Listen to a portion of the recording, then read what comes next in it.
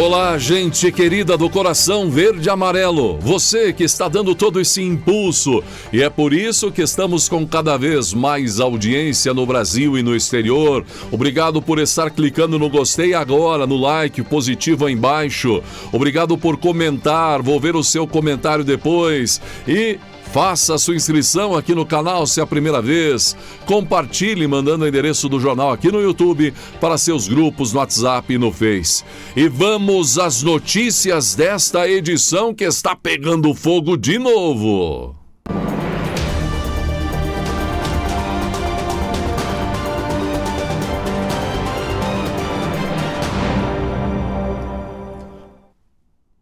A quinta-feira foi um dia de tristeza para a democracia e para a liberdade de imprensa no Brasil.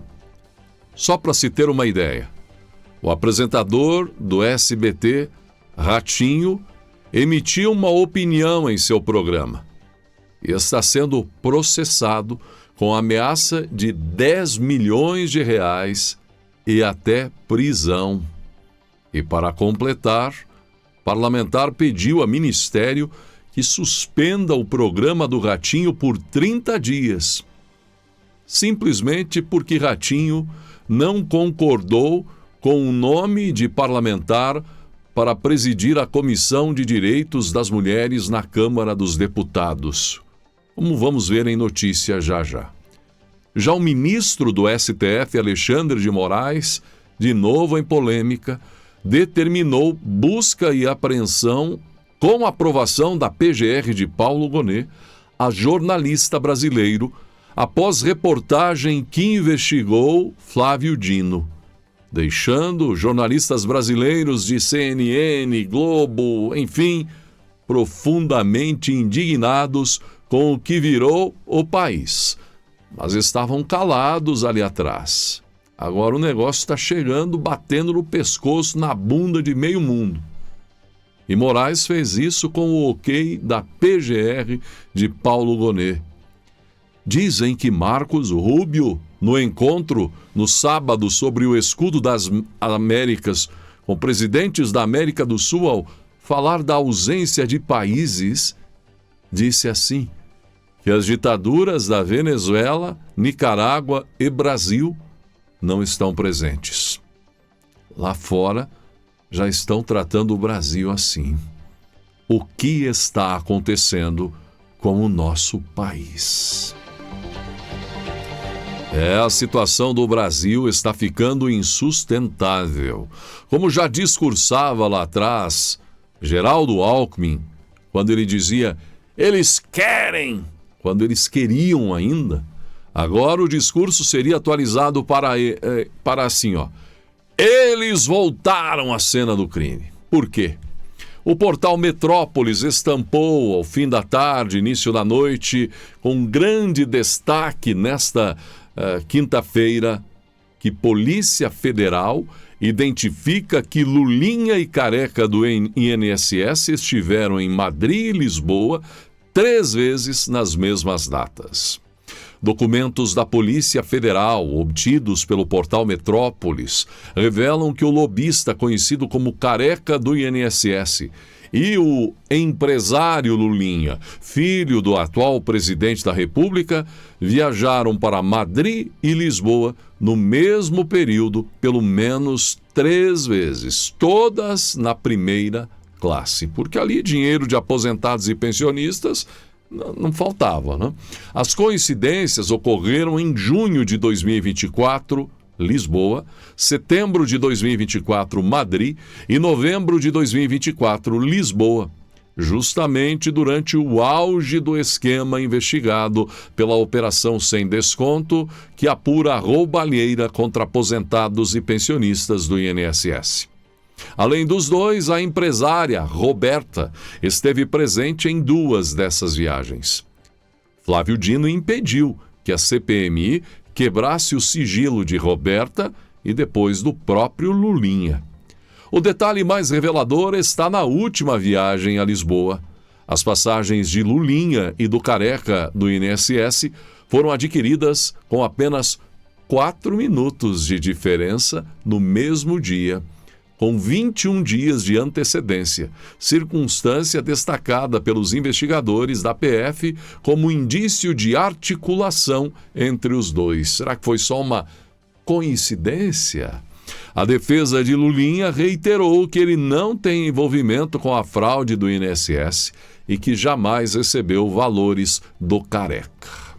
Gente, por essa e por outras que é preciso regulamentar urgentemente as redes sociais do Brasil, dizem os poderosos atolados em escândalos que mandam fazer busca e apreensão contra jornalistas e contra quem quer que esteja com eles, como vimos no mandado contra esse jornalista que Moraes mandou atrás a Polícia Federal nas últimas horas, nesta quinta-feira. E os organizadores do maior evento conservador do mundo, CEPAC, Estados Unidos, confirmaram a participação do pré-candidato da direita na edição deste ano no Texas. Depois de ser assediado, consultado pela imprensa, abraçado por Milei, pelo Cast, novo presidente do Chile, um encontro que teve com a Maria Corina da Venezuela, líder da oposição venezuelana, agora Flávio Bolsonaro será destaque nos Estados Unidos. O perfil CEPAC publicou uma imagem de Flávio Bolsonaro com a legenda: confirmado, senador Flávio Bolsonaro estará presente na CEPAC Estados Unidos 2026, de 25 a 28 de março, no Texas. Então, o senador brasileiro, pré-candidato da direita, terá um amplo destaque em um momento de ascensão nas pesquisas e forte preocupação com o governo, com Lula, o outro candidato no país nas eleições deste ano. O governo dos Estados Unidos confirmou que o assessor de políticas para o Brasil, Darren Beach, viajará ao país na próxima semana com a missão de promover interesses estratégicos norte-americanos. A informação foi repassada pelo Departamento de Estado ao portal Metrópolis. Segundo a Chancelaria dos Estados Unidos, a visita faz parte da agenda de política externa chamada América Primeiro, vinculada ao governo Donald Trump, em defesa da liberdade. Durante a viagem, poderá se reunir com o ex-presidente Jair Bolsonaro. Moraes autorizou a visita, prevendo que ela aconteça no dia 18 de março. Estabeleceu a data e horário, quarta-feira da próxima semana, na Papudinha. No entanto, a reunião ainda não é considerada certa. Advogados do ex-presidente afirmam que Beach pode não ter disponibilidade na data definida por Moraes e pediram a ele que o encontro seja remarcado para os dias 16 ou 17 de março por conflito de agenda do assessor de Trump. Beach é conhecido por críticas públicas ao ministro Alexandre de Moraes. Em 2025, ele acusou o ministro de liderar um sistema de perseguição e censura contra brasileiros. Questionado se o caso envolvendo Moraes poderia entrar na pauta da visita ao Brasil, o Departamento de Estado norte-americano afirmou apenas que não tem comentários adicionais neste momento. Enquanto jornalistas do Globo, da Globo, da CNN Brasil estão apavorados com o ato de Moraes contra um jornalista brasileiro nesta quinta, mandando a Polícia Federal atrás porque o jornalista investigou Flávio Dino, o ministro das Relações Exteriores, Mauro Vieira, o mesmo que teme que Estados Unidos declarem PCC e Comando Vermelho organizações terroristas, o que o governo Lula não quer, ele disse ao ministro Alexandre de Moraes do STF que a visita do assessor do governo Donald Trump dos Estados Unidos, sim, ao ex-presidente Jair Bolsonaro na prisão, é um risco maior do que ter o crime organizado tomando conta aqui no Brasil e não aceitar a ajuda dos Estados Unidos. Na prisão pode abrir risco de ingerência. A visita do assessor de Trump à prisão visitando Bolsonaro, pode abrir risco de ingerência estrangeira em assuntos internos do Brasil. Há um temor, claro, temor qual é? De que Trump dê a sua mão a Bolsonaro e o tire do poço de perseguição que ele foi colocado. Outro temor é que os Estados Unidos, desta vez, ao invés do que foi feito em 2022, conforme vimos em publicações USAID, essas coisas todas, Biden e tal, é que desta vez os Estados Unidos impeçam qualquer conluio contra os conservadores do Brasil no período da eleição. Que conluio? Calar a boca, censurar, rede social X fora do ar, como vimos em 2024, em pleno período eleitoral, perseguições, multas e tudo mais. O empresário Elon Musk reagiu nas redes sociais a um vídeo que menciona o escândalo envolvendo o Banco Master e cita o ministro do STF, Alexandre de Moraes.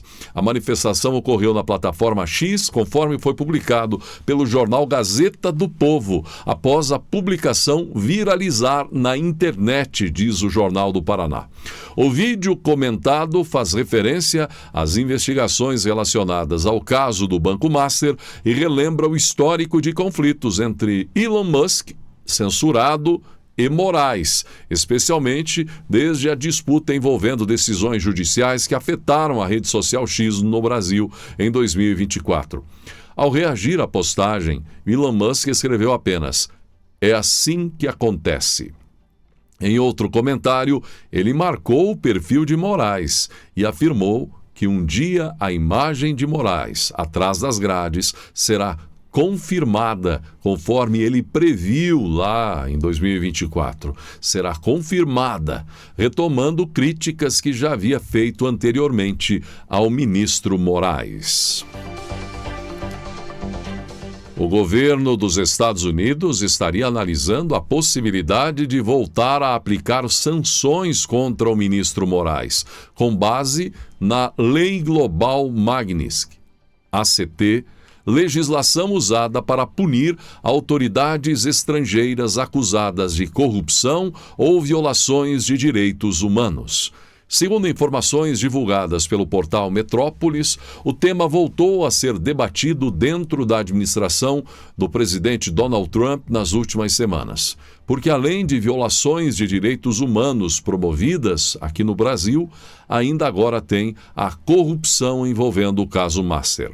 O acompanhamento do caso dentro do Departamento de Estado estaria sob responsabilidade justamente agora do assessor recém-nomeado para assuntos no Brasil, que estará visitando Jair Bolsonaro, se Moraes permitir a nova data, Darren Beach. De acordo com fontes da administração americana, a preocupação em Washington com a posição defendida por Moraes sobre a regulação das redes sociais, a censura e perseguição a jornalistas do Brasil e também principalmente dos Estados Unidos, e o envolvimento no caso de corrupção Master. A discussão sobre uma eventual retomada das sanções contra o ministro brasileiro ainda ocorre internamente e, até o momento, nenhuma decisão oficial foi anunciada. A sexta-feira promete muito, minha gente. Segunda turma do STF, julgando nesta sexta, que é uma sexta-feira 13, se mantém a prisão preventiva do banqueiro Daniel Vorcaro, fundador do Banco Master. A decisão original foi tomada pelo ministro André Mendonça durante investigações da Operação Compliance Zero. O relator, já apresentou a posição de pedir a prisão, ele foi preso, e agora deve manter a sua posição, já que ele também integra, André Mendonça, integra a segunda turma. O julgamento é visto como um teste para medir o nível de apoio dos outros ministros da turma à posição de André Mendonça dentro do tribunal. A decisão também poderá influenciar os rumos das investigações sobre o caso do Banco Master.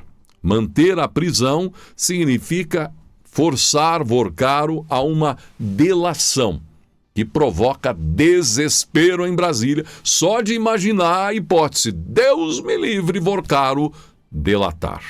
A segunda turma do STF, formada, além de André Mendonça, pelos ministros Cássio Nunes Marques, indicado por Bolsonaro, Luiz Fux, indicado pelo PT, Dias Toffoli se declarou suspeito, foi indicado pelo PT, não é? A ministro, mas vai estar fora, e Gilmar Mendes será responsável por decidir se confirma ou revoga a decisão de Mendonça.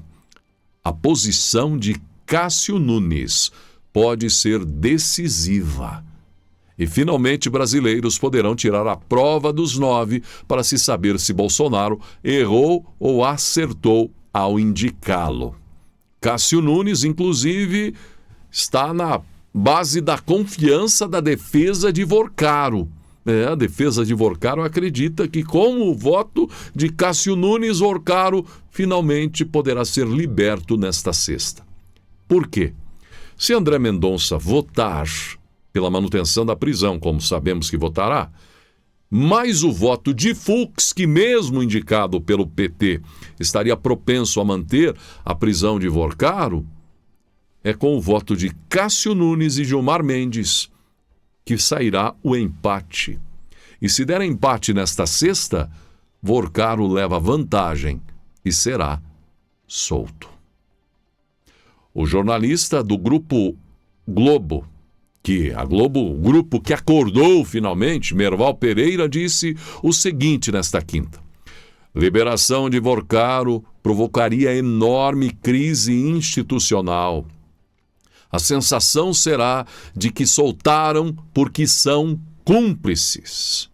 Muita gente está convencida de que o STF joga em dobradinha como o governo e que o governo está metido, neste caso, até o talo, disse o comentarista da Globo. Então, Cássio Nunes Marques e Fux, estamos de olho em vocês.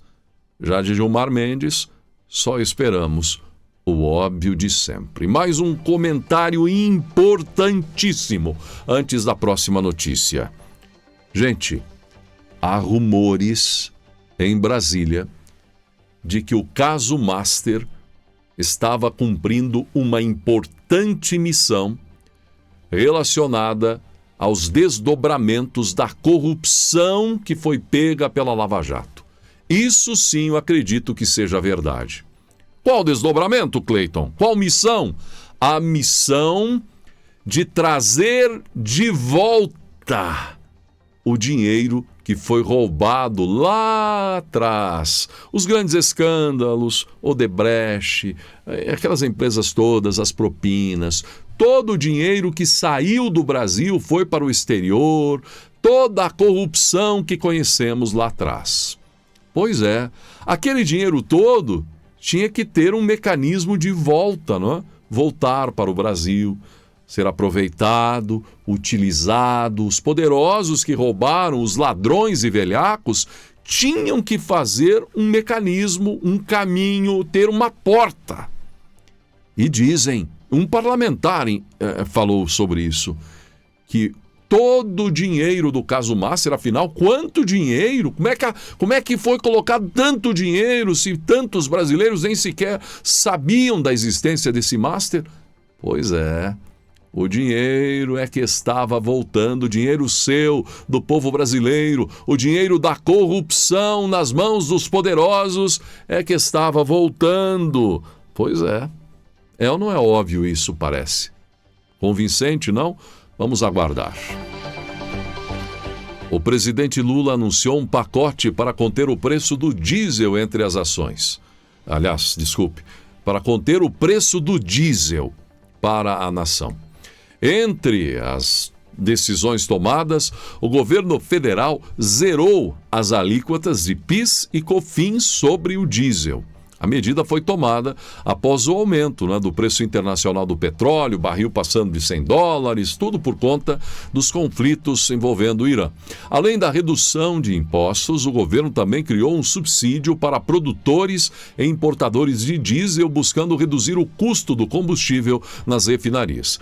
Segundo o ministro da Fazenda, Fernando Haddad, a combinação das medidas pode reduzir o preço do diesel em cerca de 64 centavos o litro e postos de combustíveis terão que sinalizar de modo claro a redução do diesel por conta disso.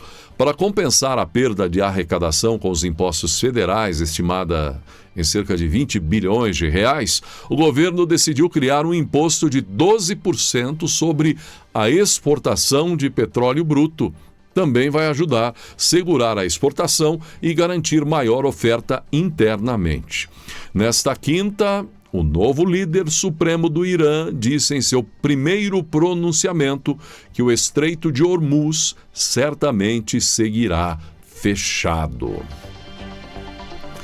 E depois de Michele, uma outra esposa Bolsonaro começa a aparecer. Fernanda Bolsonaro, esposa do senador Flávio Bolsonaro, fez sua primeira aparição mais visível agora ao participar da comitiva de Flávio que viajou ao Chile para acompanhar a posse do presidente chileno José Antônio Kast, que foi nesta quarta. Ela apareceu firme, abraçou ali o Milei, o Kast, presidente chileno, e a Maria Corina Machado, líder da oposição na Venezuela. E também, recentemente, fez as primeiras declarações sobre a hipótese de virar primeira-dama. Seria primeira-dama Fernanda Bolsonaro em breve? Ela afirmou que pretende ter atuação ativa em causas sociais caso o marido avance na disputa presidencial. Em entrevista ao portal Léo Dias, ela disse que gostaria de contribuir principalmente nas áreas de saúde, educação e projetos sociais. Questionada sobre a possibilidade de se tornar primeira-dama do Brasil, ela afirmou que ninguém nasce preparado para essa responsabilidade, mas que quem acompanha a vida pública aprende ao longo do tempo e pode contribuir com iniciativas voltadas à população. Enquanto isso, a atual primeira-dama, a senhora Janja, está em viagem aos Estados Unidos, onde participou de um momento na ONU, um evento onde defendeu ações voltadas, sobretudo, ao público feminino, às mulheres, o combate à violência contra a mulher. Ao contrário do que pensa o governo Lula, o governador de São Paulo, Tarcísio de Freitas, afirmou que a possibilidade de os Estados Unidos classificarem o PCC e Comando Vermelho como organização terrorista pode representar uma grande oportunidade para fortalecer o combate ao crime organizado. Segundo Tarcísio, caso a medida seja adotada pelo governo do presidente Donald Trump, ela poderá facilitar a cooperação internacional e o compartilhamento de informações entre autoridades brasileiras e norte-americanas. Eu enxergo isso como uma oportunidade, porque a partir do momento em que um governo como os Estados Unidos encara o PCC como organização terrorista, e é de fato o que eles são, fica mais fácil ficar aberto o caminho para a cooperação para que a gente possa integrar inteligência, trazer recursos financeiros e fazer um combate ainda mais efetivo, afirmou o governador de São Paulo. Mas o governo Lula é contra, porque tornar PCC e Comando Vermelho grupos terroristas fere a soberania do Brasil. INSS alerta para risco de suspensão de benefícios por falta de biometria. Se você já é aposentado ou pensionista e recebe seu benefício regularmente, pode respirar aliviado. Não haverá bloqueio automático em abril por conta da biometria do INSS. A suspensão imediata não atinge quem já está no sistema. O INSS alertou, no entanto, que alguns beneficiários poderão ter o pagamento suspenso caso não realizem o cadastro biométrico exigido pelo sistema. O risco de ter o processo travado ou o benefício suspenso recai sobre quem, afinal? Novos requerentes. Quem está solicitando uma aposentadoria, um benefício agora e não possui cadastro biométrico na SIN, nova Carteira de Identidade Nacional, CNH ou título de eleitor.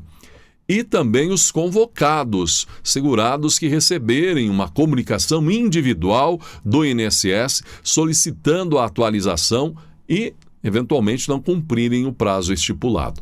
A medida faz parte de uma estratégia para reforçar a segurança e evitar fraudes nos benefícios previdenciários. O procedimento permite confirmar a identidade do segurado por meio de dados biométricos vinculados a documentos oficiais. A recomendação do INSS é que os segurados acompanhem notificações pelo aplicativo Meu INSS ou pelos canais oficiais para verificar se há necessidade de realizar o cadastro biométrico. Se você está nas condições que relatei, então fica tranquilo. Se não está, aí vai receber o alerta e tal. Mas é sempre muito cuidado, hein? Tenha muito cuidado para não cair em golpes, que os verdadeiros golpes têm sido muito comuns nos últimos tempos no Brasil. O especialista em agronegócio Marcos Yankee afirmou ao Estadão que as maiores transformações do setor agrícola nos próximos anos devem vir do avanço da inteligência artificial e da nanotecnologia. Segundo Yankee, essas tecnologias devem impulsionar ganhos de produtividade, eficiência e sustentabilidade no campo.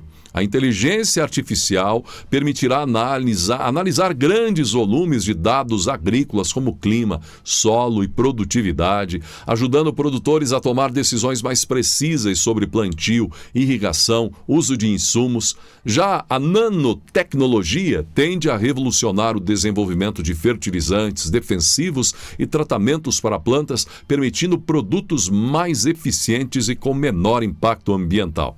Estudos indicam que tecnologias em escala nanométrica podem melhorar a eficácia de insumos agrícolas e o controle de pragas. O uso de dados, sensores, robótica, automação no campo faz parte de uma transformação mais ampla conhecida como agricultura digital ou agro 4.0.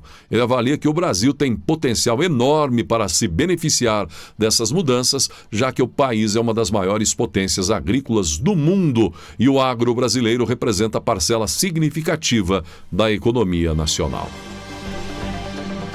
Olha o like, clica aí no joinha, você que está assistindo e aprecia o nosso trabalho. Sou o jornalista Cleiton Basso, independente, compromisso com a verdade. A Corte Constitucional da Itália rejeitou recursos apresentados contra a lei que restringe o reconhecimento da cidadania italiana por descendência, mantendo a constitucionalidade das novas regras. A legislação aprovada em 2025 passou a limitar o direito automático à cidadania italiana apenas para filhos e netos de cidadãos italianos nascidos no país, reduzindo a possibilidade de reconhecimento para gerações mais distantes de descendentes. O julgamento, nesta semana, analisava questionamentos de que a nova norma poderia violar princípios constitucionais ao restringir um direito que antes era mais amplo para descendentes de italianos espalhados pelo mundo. Com a decisão, a Corte manteve a validade da nova lei, reforçando a política adotada pelo governo italiano para limitar o número de pedidos de cidadania baseados em ancestrais distantes. Para quem entrou com pedido antes da nova lei, vale a lei antiga. E olha o calorão. Acho que até foi sobre isso que Ratinho também quis dizer. Mulheres na menopausa.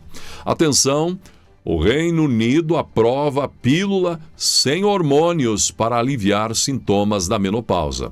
Autoridades de saúde do Reino Unido aprovaram um novo medicamento sem hormônios para tratar ondas de calor e suor noturno causado pela menopausa. O remédio, chamado Fezolinetant, surge como alternativa para mulheres que não podem ou não desejam fazer terapia de reposição hormonal. O medicamento age diretamente no cérebro, bloqueando receptores ligados à substância neurocinina B, responsável por provocar alterações no controle da temperatura corporal quando os níveis de estrogênio diminuem durante a menopausa. Segundo especialistas, os estudos clínicos mostraram redução significativa na frequência e na intensidade das ondas de calor, além de melhora na qualidade do sono e no bem-estar das pacientes. A aprovação representa um avanço no tratamento da menopausa, já que muitas mulheres não podem utilizar reposição hormonal por causa de condições como histórico de câncer ou risco de trombose. O medicamento já está autorizado em países como Reino Unido e Estados Unidos, ainda não no Brasil, aguardando uma futura aprovação da Anvisa. O Vaticano afirmou nas Nações Unidas que os cristãos são atualmente a comunidade religiosa mais perseguida do mundo e pediu maior proteção internacional à liberdade religiosa. A declaração foi feita pelo arcebispo Ettore Balestrero durante um evento sobre liberdade religiosa na sede da ONU em Genebra. Segundo ele, 400 milhões de cristãos enfrentam perseguição ou violência em diversos países, o que representa cerca de 1 em cada 7 cristãos no mundo. O diplomata também destacou que a violência tem sido intensa. De acordo com dados apresentados no encontro, quase 5.000 cristãos foram mortos por causa da fé apenas em 2025, média de aproximadamente 13 mortes por dia. Além dos assassinatos, o Vaticano citou outros tipos de perseguição enfrentados por comunidades cristãs, como prisões injustas, expulsão de suas terras, destruição de igrejas, discriminação social e restrições ao exercício da fé e da leitura da Bíblia, além de inquéritos contra padres e pastores. Nesta semana, por exemplo, vimos no Brasil ações da Procuradoria-Geral da República e do ministro do STF, Alexandre de Moraes, contra o pastor Silas Malafaia, que tem seu nome sendo analisado na primeira turma do STF. Além do padre de São Paulo, que responde também à ação no STF por conta do 8 de janeiro. Durante o discurso, o líder do Vaticano pediu que governos e organizações internacionais reforcem políticas de proteção à liberdade religiosa e combatam a impunidade contra ataques motivados por fé, religião ou pregação da Bíblia. Segundo o Vaticano, garantir a liberdade de crença é uma responsabilidade fundamental dos países e deve ser protegida como um direito humano básico. Olha o like, se você apreciou nosso trabalho, clica no gostei. Se é a primeira vez aqui no canal, por favor, inscreva-se, acione o sino de notificações, comente. Vou ver o seu comentário agora fora do ar. Obrigado pela audiência e que Deus abençoe a você e a sua família.